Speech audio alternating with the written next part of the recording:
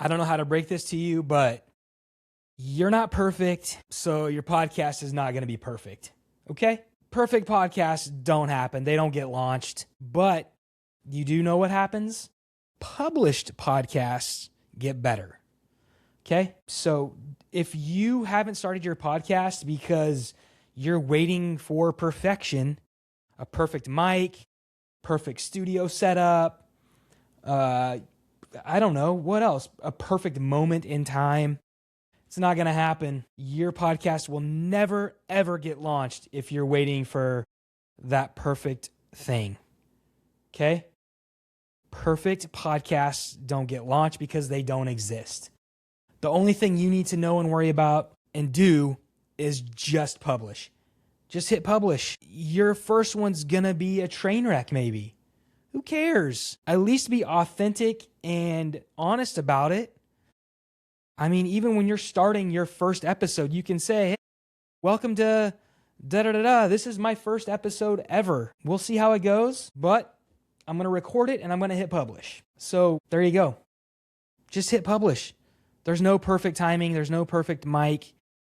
There's no perfect moment. The only thing you need to worry about is hitting publish, because the more you do it, the more reps you take, the better your podcast is going to get. Practice doesn't make perfect. It makes better. There's no perfect. It's more of a procrastination maybe, or a delay tactic. Like you're just waiting for that perfect time. Okay? Yeah. Don't use the excuses of, I'll start when I get a microphone. I'll start when I get a camera. I'll start when I feel more confident talking in front of a camera or a microphone. I'll start when I have more time. Those are all just procrastination, delay tactics that are going to bury you. Because if you really want to start a podcast, just start it. I know that sounds easier said than done, but it's true. You could spend a whole day trying to perfect everything.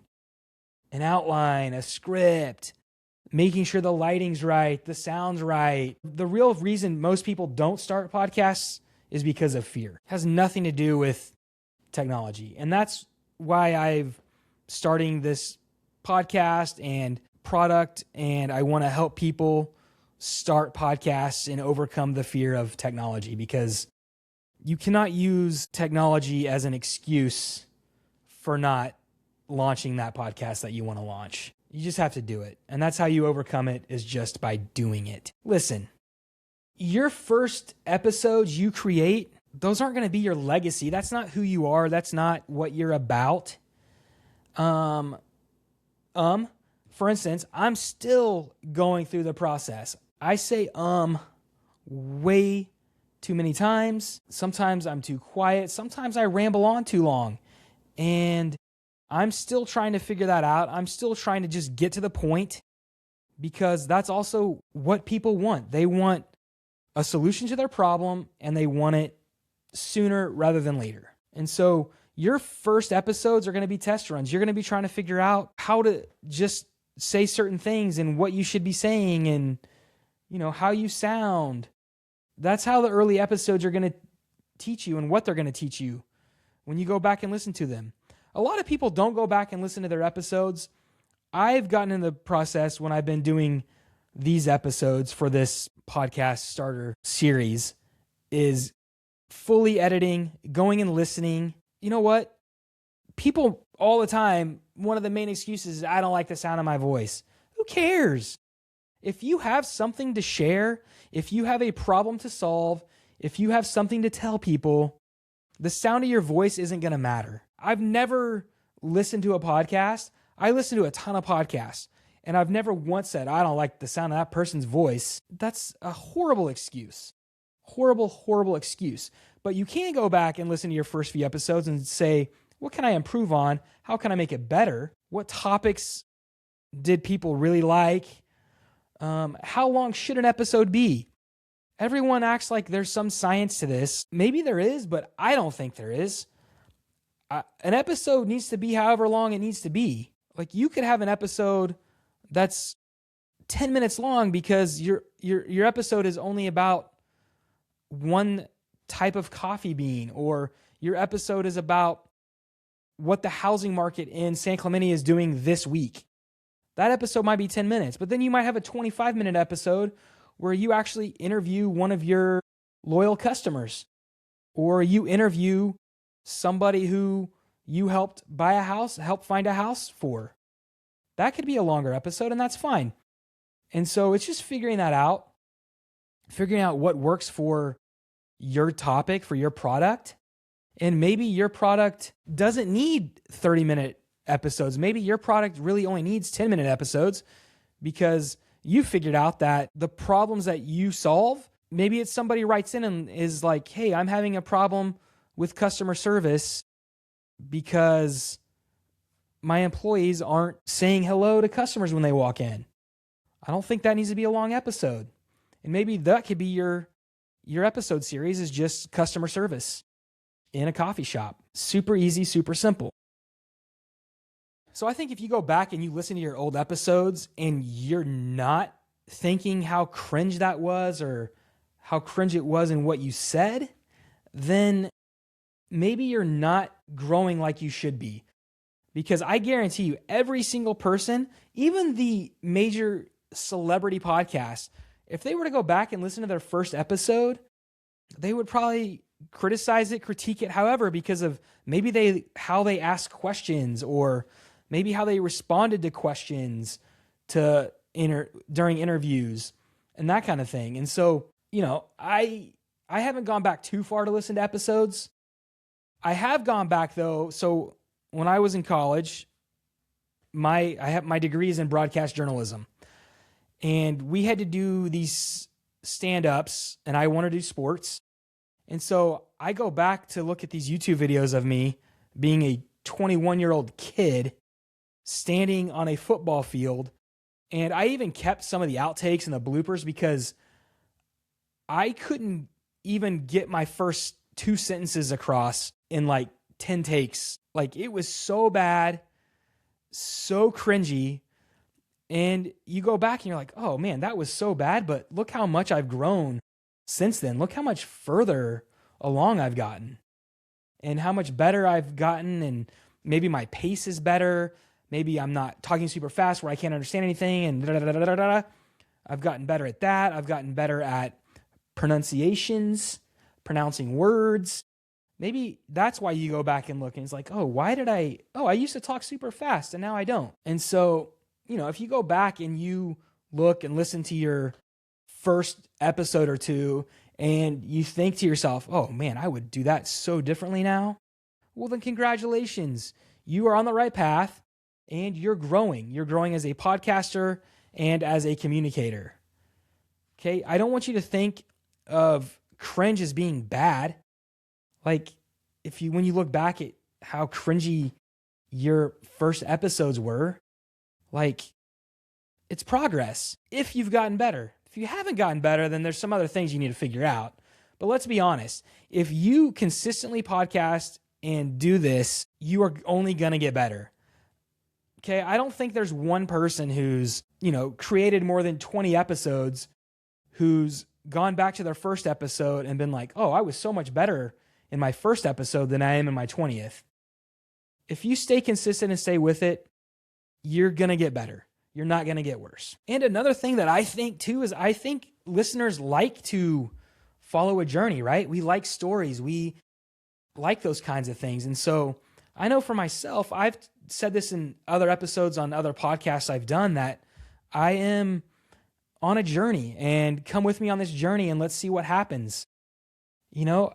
People like to see that. People like to see other people succeed, whether you want to think that or not. I mean, if you watch news media, you're going to think nobody wants anybody to succeed.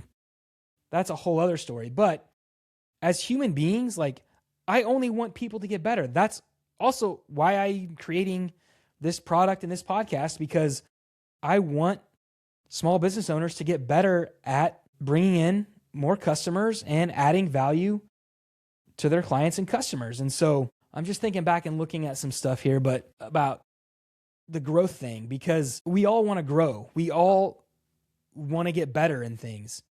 Nobody does something and keeps doing it because they want to get worse at it. Makes no sense at all. And so, like I look back at my podcast and I could go listen and look, and, the podcast episodes, if you keep them up, which I think all of mine are up on Apple and Spotify, you can see that growth. You can see that those podcasts are a living document, how you've gotten better and how you've changed. And I don't really think you look at it as like a highlight reel. Some people might.